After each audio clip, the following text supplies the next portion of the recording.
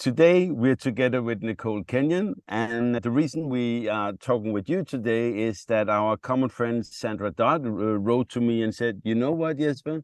Nicole would be a really good guest on your podcast. She is lovely to talk to her, and we really love Sandra and think she, beside being wonderful to chat with and hang out with, then she's a knowledgeable, wonderful person. So if she recommends someone, we are like, okay, let's see whether it's there. And so now you have to prove yourself to be worthy of Sandra's recommendation. Wow, you didn't No, tell no, me that. no, joking aside. No, so it's wonderful to be together with you, Nicole. So you are in Australia right now, right? Correct, yes. And you didn't always live there. Maybe we should hear a little about your background first. I'm originally from Switzerland.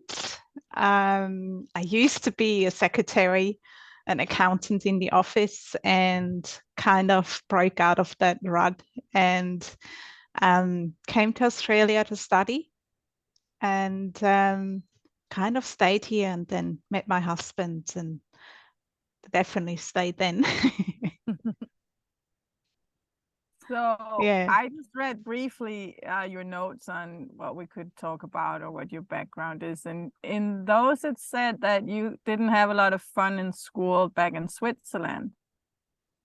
No, look, I was a late bloomer, so they say. For me, nothing made sense. I really struggled in school. And, kudos to my parents, they never put a lot of pressure with when I brought the book home with the degrees that I get. But it's not a great feeling. And I remember trying to study for exams and it just wasn't going in. And in Switzerland at 12, you have to do like an exam and that determines if you go into a higher school or lower school. And I missed it by half a point. And, I believed that I was really dumb for a long time from that pattern of the school of failing and not comprehending that I just wasn't smart, and the comments, you got a big heart, that's worth more than a big brain, or all these sort of comments that you get. You kind of fall into that yourself, you believe in that. And it was a big change when I did come to Australia to study. It was a huge thing to do. And that's much later. So I'm up to that 12. was much later at 28. Yeah. Yes. So yeah, okay. in Australia, they have this clause that when you're over 25, you have enough life experience to handle university. And so I applied, and it's a whole different story of what led me there. I do believe in science and things that gave me that nudge to do that. And I got in by my surprise as well. Mm-hmm. And I was very successful. I ended up getting an international scholarship for a PhD, and they only give out 3 of those because I was passionate about the things that I study, and I did it in a foreign language, right? So not dumb. No. It's just passionate, and it just things made sense in a forum where I could understand, which was with animals. That was always my passion. And but for me, yeah. Yeah, no, Nicole, I'm just curious, from growing up with this self-belief taught to you about this from the school, that you were not stupid, but not in the smart category. So how did that affect your life, and for how many years, and what made you change and actually start believe that you maybe could do something academic?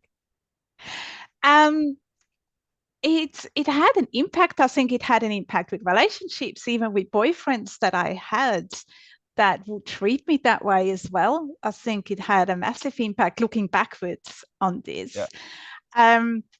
you know, what made me believe was, again, I believe in signs that happens in life. And it just was random people who come up to me saying, oh, you're from Australia. And I was like, no, from Switzerland. And, you know, friends calling up saying, hey, I've heard you moved to Australia. I'm like, no, don't think so. It was very odd.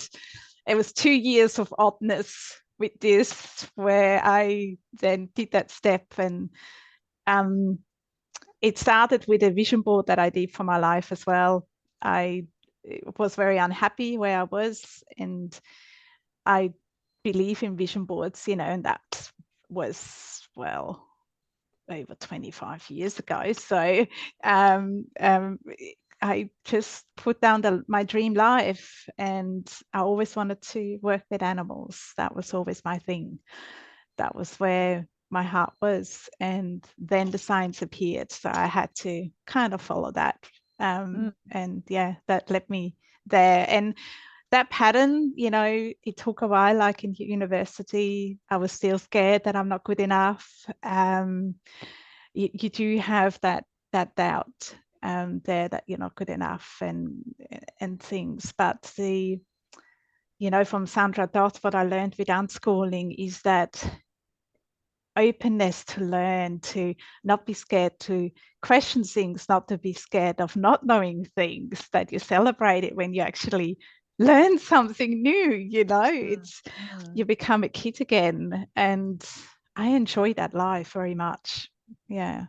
So I'm not scared to just ask and say, what do you mean? I don't understand. I'm sitting on a question, just thinking, before you were 12 years old, you were molded into a system that told you were stupid-ish. Yes. And you're telling me you were studying for tests and exams, and then there was this final exam at 12. Is that how the Swiss school system still works, that you're tested, every year? When does this start?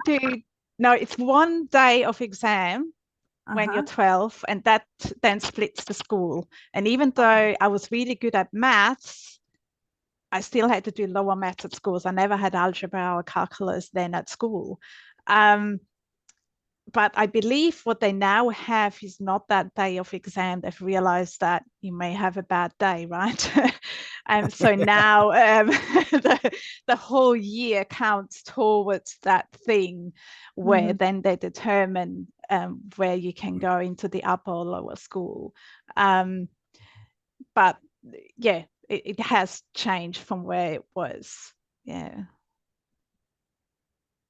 I just also loved what you said about being a late bloomer, because if I were to have been determined by where I was as a 12-year-old boy, I would probably also have been in the stupid school, you know. Yes. No, definitely. Would you have been in school at all? Yeah. But maybe, Window, I was sitting and pondering about life and thinking on projects and having fun, and actually never went the academic way directly in my life. And I think it's fun how authority figures in our life can affect how our self-belief.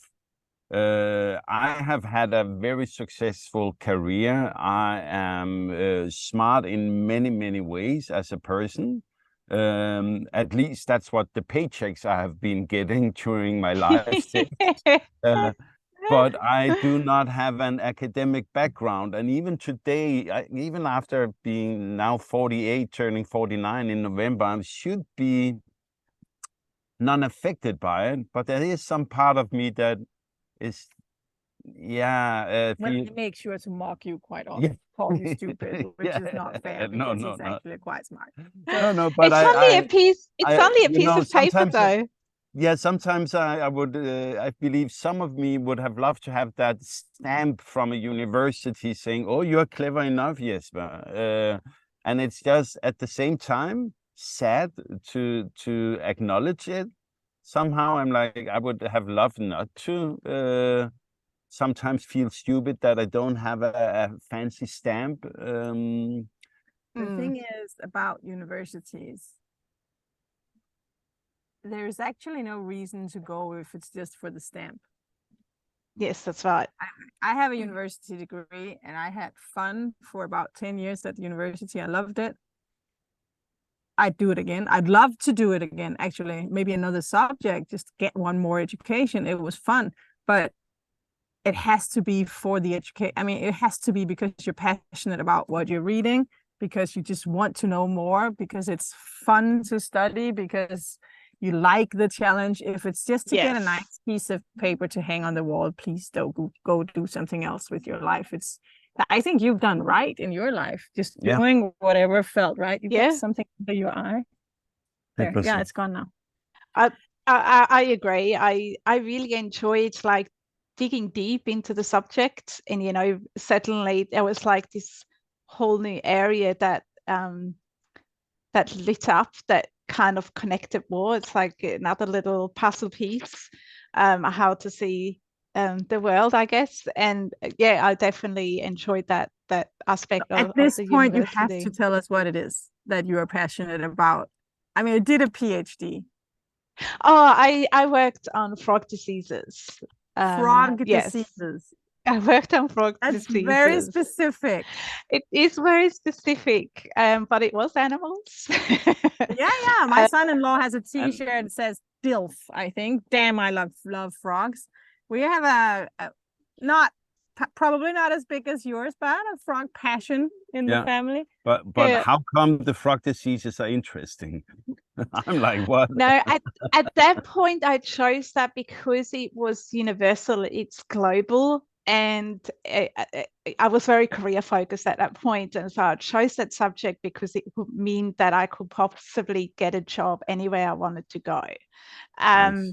That was the idea when I chose that subject. You know, little did I know that when Kai came along, I wasn't, you know, focused on being a mum or anything, and I became the cluckiest mother there is when Kai came along. Cluckiest, so what does that mean? I think it's an Aussie word. I think it's clucky. Yeah. What does that mean? You know how it means that you're just protective and you want to be a mum, and you become clucky. You just become this mum, and I absolutely loved that change, you know, and never worked with frogs again. Just I do animal therapy now, but but not on frogs. Not on frogs, no. Dogs and horses. So the next thing that impressed me or intrigued me, both, not or, impressed and intrigued me in the notes you sent before we started recording, was that you've been unschooling since he was 6 months. And in some ways I would dispute that as unschooling. Maybe it's a more radical choice when they are more than, let's say, 6. But yes. You knew what you were. Did you know about unschooling when he was 6 months old? I did. I have a friend from uni, and she also has a Kai, but is 5 years older, and she was on that unschooling journey. So Isaac, and we kept talking when Kai was born, and she just gave little hints about it, you know, things that I was saying, oh, you know, daycare for socialization, and she's like, think again, and made me start questioning things that just you kind of verbalize because everybody says it, and you say the same thing, but you haven't really thought about it or researched it, right? And so I was then already looking, and then Sandra Dott came to Cairns when I think Kai was 1.5, maybe, or 2. And you know, that kind of helped even more, that's definitely where we wanted to go. But it started with that. It started with the food and the bedtimes, and all the way we were doing this journey from very little. So we were very lucky that we found out about unschooling this early. It made sense to me. It's just this. It makes total sense as soon as you get it. But we didn't really. I mean, I was fumbling my way, having all these, I know what feels right, but everything around me, everyone and all structures and every narrative around me tells me otherwise. It was really hard to fight against it and be this weirdo. And I didn't succeed in doing what I felt was right. I succeeded maybe 60%. And then I gave in to the structures for the rest of it until actually, how old was Leo? Maybe, I can't figure that out. Maybe 12? Yeah. Yeah, our oldest was quite old, and our second child was reaching school. No, we started hearing about unschooling when he was born. So she must have been 6. Yeah. Anyway, I didn't have it from the beginning, and we didn't do it from the beginning. And when we first heard about it, especially you thought it was the most, can I say that? It's a wacko thing. It Oh still yeah, is, absolutely. but I'm very happy with that wacko choice. No, I think the problem is a lot of people think it's unparenting, and it's so far away from unparenting. And you really need to understand that difference between unschooling and unparenting, because otherwise it goes completely wrong, in my opinion, if you think that's what it is. Absolutely. Do you think we can define it? We've had this before on the podcast, talking about unschooling is not unparenting, and we say that with an exclamation mark, but I'm just thinking, I want to talk to those who just heard about unschooling. I want to give them something. Maybe they feel, I want to do this, man. It'd be nice with all that freedom and all that passion and all that personal lifestyle. But what about, I know that then there are mother-in-laws and siblings. Yeah. And I think you become like a coach. That's how I see it in an unschooling way. A good example is when Kai was about 10, and he went through a phase and he was quite mean to his dad, my husband. I was observing it, and we were walking in the rainforest, and he did something again. And I asked him, I said, I've noticed you're quite mean to Papa. What's going on? And he's like, oh, I'll stop. Sorry. I'm like, no, that's not what I'm asking. I'm asking what's going on. And, he started talking, and it's kind of like that verbal diarrhea, what I call, which is waits, and he just talks and he just talks, and I just listen. And then suddenly he was just like, well, he still does these things as if I'm a kid, like tickling me. And I'm like, there it is. And I'm like, so you don't like this anymore? And he's like, no. And so then I said, well, you have to help us, because for us, that transition is probably quite tricky to see, because you're still our little boy. Can you help us?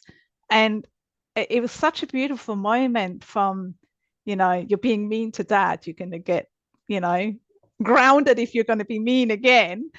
In an unschooling way, you're actually the coach. And I said, oh, what's going on? And then he figured out what was going on. And it turned out to, hey, can you help us? So it's a beautiful moment for me, which demonstrates that unschooling, it is that, a lot say joyful living. For me, it's loveful living. What would love do is one of the sentences my another friend says that doesn't do unschooling, but I always use that. What would love do? And I see that in the unschooling, very much so. I think you're completely right. I think a lot of parents, and it's not their fault, big chunk of the narrative around children these days has to do with controlling them and managing them. And a responsible parent will teach in my country, for some weird reason, we still have this thing. You teach your child to tie his shoelaces before he's 5. Oh, It's just a thing, you know, they have to be able to tie their own shoelaces. And no one really uses shoelaces anymore. We've invented Velcro about 50 years ago, but it's still a thing. A responsible parent teaches, you know, there's this thing. Or kids have to sleep by 7:30. yes. All of them. You know, and it's just, you know, I think that if you don't spend a lot of time talking to radical people and seeing and other ways of doing it, and you get this little precious person into your life, you just want to do the best. And then you look around, and the best is all this managing, all of this controlling, all of these standards, like tying shoelaces, or they need to be able to brush their own teeth, and they definitely have to obey. You tell them what to do and they do it. And it's, for some reason, that's become the golden standard. So but then they don't become that, sorry. No, they don't. That's why they don't become the independent thinker. Then, do they? They become the robot thing. But it's funny when you say about shoelaces, because before we went on holiday, we had to buy shoes for my son, and he's seen that between the kid shoes are too small, but the men's shoes are too big, and so we went to the female shoes. Women's shoes. And there was no slip-in. So the shoelaces came in, and you know, he's 12, but he's never had shoes with shoelaces, because in tropical Queensland everybody just wears flip-flops, right? And so we were there, and he was 12 and he didn't know how to do the shoelaces, and the shop assistant kind of looked at us, you know, and I said, just, he doesn't go to school, it never came up, he'll figure it out, you know. It took 2 weeks and he figured it out. It's not a big issue. No. You don't need to have to know it at 5. You can learn it whenever it becomes relevant. Yeah, and the only reason learning it at 5 is that then the teachers don't have to do it for them if they have in the school. That, I mean, that's the reason. Main reason. Yeah. But now lots of shoes don't have the shoelaces anymore, right? No. And I myself, I don't like shoes, but the only pair I have, I only use them if we are in a winter place, which we are almost never. They have these elastic shoelaces. I love them. So, yeah.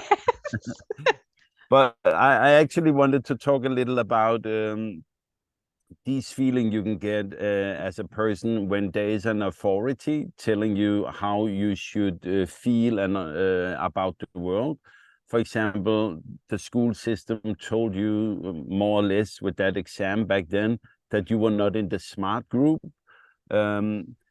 Another example is we are told as parents that it is normal to put our kids into kindergarten or nurseries, that it's for the kids' own best. It's for the socialization of the kids. And the interesting thing that I want us to talk a little about is, what does it do to you when someone actually are telling you that the motherly instinct you have inside of you is wrong, that the feelings you are having are wrong? And if we start thinking about it, then it's on many levels. We are told that what we naturally feel in a situation is not correct. Yeah. I just think it has a much bigger impact than people realize, because if you're actually taught you cannot trust your own feelings on so many levels. It's with breastfeeding, it's with sending the kids to school and kindergarten. Yeah. What are your thoughts on that? I always just focus on Kai, and I got rid of the noises. Is Kai happy? Is he satisfied? Does he live a joyful, loveful life? And he happens to be more of an introvert. He doesn't need a lot of exchange. And he was always very attached to me. So kindergarten, they started 3 years, I think, here. He would have been completely stressed out. Stress, we know with all the research that is a huge negative impact on health. So we want to remove it. And I see him, and he just loves living. And I just know for us, it is the right decision. I can't talk to anyone else what they think, but for us, I know that this is, you know, the perfect decision that we've done. They're different. You know, if people expect kids that don't go to school to be the same than kids that go to school, then that is not the path for them. They are different, but we're celebrating the differences. We're not, you know, yeah. But I just knew, and I focused on Kai rather than what other people were saying. And you're right, I had friends that, you know, think that perhaps that isn't the right path, or that, you know, but I just watched Kai grow, and yeah.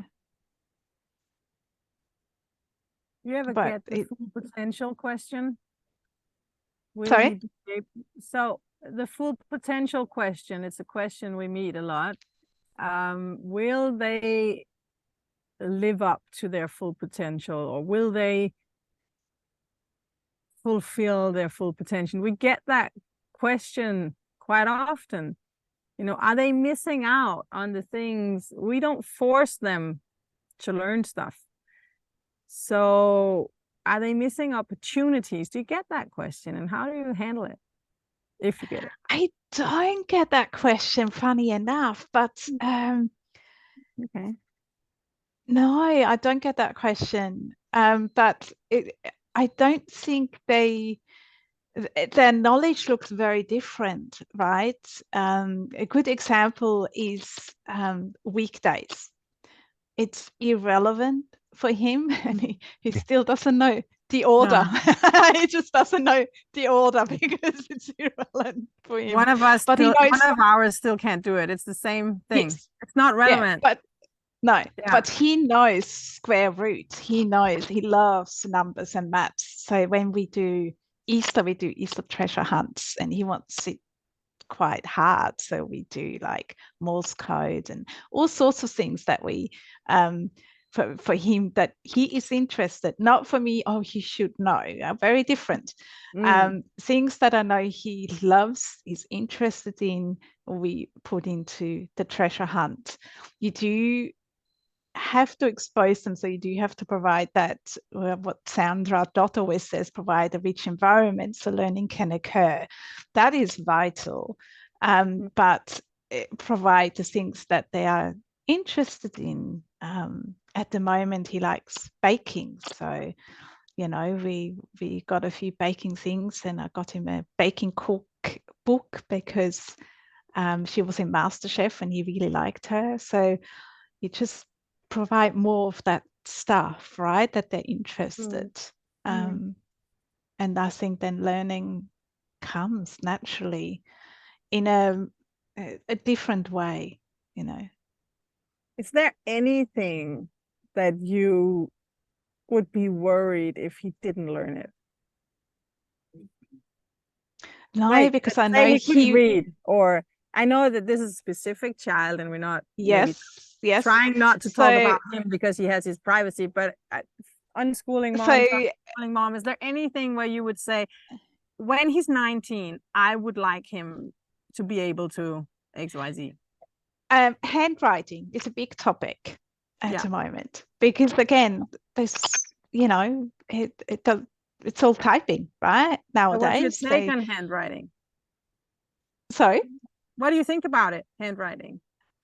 It will, there's only very little information, and then again, if you look at the GP, I can't read his handwriting, what they write. It's like it's not readable, and it becomes almost irrelevant nowadays. A lot of it is digital, but again, when he may need it because he needs to fill out forms, I know he will sit down and like, okay. And handwriting is that one thing, right, that needs practice because it's like a motor things. Reading, not so much. Reading is a development thing. Certainly things will click and it will just comes. happen. Yeah. It just comes. So we never did the ABC with him. He never liked me reading bedtime stories. He would literally close the book and would throw it.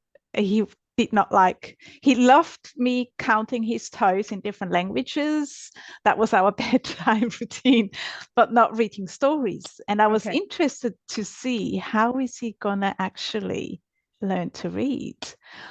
And it started with Minecraft. He wanted to label the chests and I helped him, and I would just say the letters A, B, C. I didn't sound them. I just said A, B, blah, blah, blah. And then later I could say the letters and he could type it. And then later he would guess it. And then one morning he came and said, oh, can I read this to you? And I said, yeah, sure. And I thought he might have like memorized something.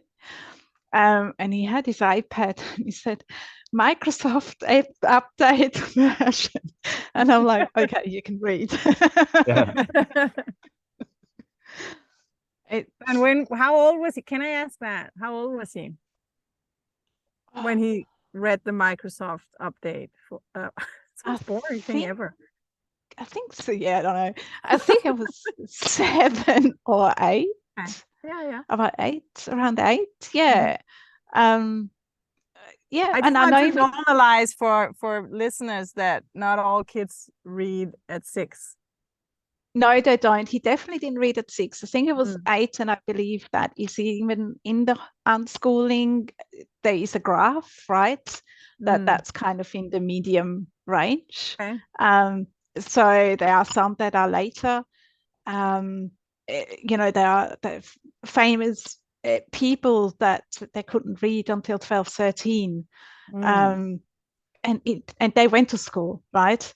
It's not that they didn't go to school. There is examples without reading. So can we talk a little about doubt? The reason I ask is I'm sitting and being almost envious. So I'm like, she must have been in doubt sometimes. I am because we first met it during our path of having our kids, and we started more classically homeschooling, and I was very afraid of it all in the start, and I was the one having the face outwards, needing to go to work, and I felt I had to defend myself against people and all that. So where it's honestly a little easier in some ways, being the one being at home.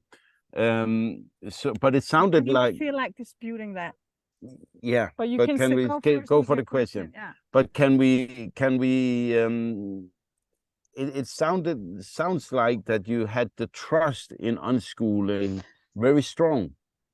I did, but I call them wobbles. We all have wobbles. Absolutely, I did have them too, but I think that's where the deschooling comes in each time when there is a wobble. Where you just look at it and dive into it more. Are we doing the right thing? Technology is a big thing. I remember that there was a phase where he would have his iPad, but then he would do play and he would do this and he would do that. And then suddenly there was a phase where I was really right on the iPad. And that was a big wobble for me. It's like, oh my God, is this working? And I just did a lot of deschooling and looked at research about computer games and etc. And until that wobble subside, where I felt like, no, I can trust him. He knows it, and yeah, it's just, I call them wobbles, but I think we all do, because it isn't black days. They're out of the ordinary days, out of ordinary ways of living, right? They're not normal like everybody else is. And so yeah, sometimes you do have a wobble, but it comes back to, is your child happy? are they satisfied? Do they live a joyful, loveful life? And I return back to that as well, generally, because you can be the smartest person in the world and have a high degree and have an absolute terrible life. Yeah. So, But it is complicated to walk upstream, isn't it? I mean, we can all agree that personal freedom is the core, and that allows for a joyful, loving life where you can be passionate about what you're doing, which is the only thing that basically makes sense. It's not hard once we're in agreement here, but then it's still walking upstream, and you're still within a culture full of this narrative that you should have done something else. The kids should have done something else. They should be somewhere else in their lives. And I quite frequently meet smart, nice, wonderful people who don't get this, who think we are completely bunkers and we're letting our kids down. And I would like to listen to them, and I would like to be good at answering them. And I am getting better. I'm 12 years down the road of unschooling, so of course I can defend myself by now. But I also get sometimes moments of doubt and confusion, because I am living a life upstream. It is walking the opposite direction to everyone else, and it's not easy. No, I think as well, being in Europe, it's a bit more upstream than it is. There's a lot of homeschoolers in Australia, right? Yeah, it's huge yeah. Because of the distance. So it's that's first thing is very normal. Homeschooling is very normal. There's a lot there. There's homeschooling groups. Unschooling not so much, but I don't tell many people about unschooling. I don't, for us, we're just homeschoolers for many people. Because again, that I don't need to expose, I guess, our family to criticism when they don't really understand what it is really about. So well, I try to avoid it to a certain point if it's not relevant to me to have the discussion. But sometimes you sit down at a wedding and you have someone you're sitting next to or sharing a table with, and you're going to be there for the next 6 hours, and they ask the question, so what do you do? And I say I travel the world with my kids. And then at some point the school question comes up, so what about school? How can they study? And we say we unschool. I mean, I can't pretend. I'm not going to lie about it. Saying, I don't lie at either. Home in an umbrella school or an online school. They don't, or do, but only sometimes. So in some situation, I end up, it could also be a good friend of mine remarries, and there's a new person in our circles, and I at some point I have to say we unschool. We just let them do whatever they want, basically. And then these questions come, and I have to not defend it, but I have to say either you accept this and we talk about something else, or you allow me to speak for the next 3 hours, because you're not going to get it in 15 minutes. Whereas I just talk about what Kai loves and learns. So, my parents from Switzerland, I was raised very traditional, quite a strict upbringing. And they still don't grasp that concept of unschooling, but we do talk a lot about what he is learning, what he's interested in, what he can do, and things like that to ease. I see they are, they want the best of their grandchild. He's the only grandchild of both sides. So they want the best as well. And by showing them, hey, he's doing this, and he's got his own YouTube channel now, and he does this, and they then see the things that he's doing. We call that speaking education. This conversation has been cut short a little bit, but sometimes life happens, and we are parked in a place where we have to move. And for the listeners following, we are on our way to the Camino, parked in a campsite in France, and a lady just came and said, you have to be out in 10 minutes. So it will be a little abruptly ending, but we will talk with Nicole again another time. Thanks a lot for your time. Beautiful. Love talking to you. Thank you. Likewise.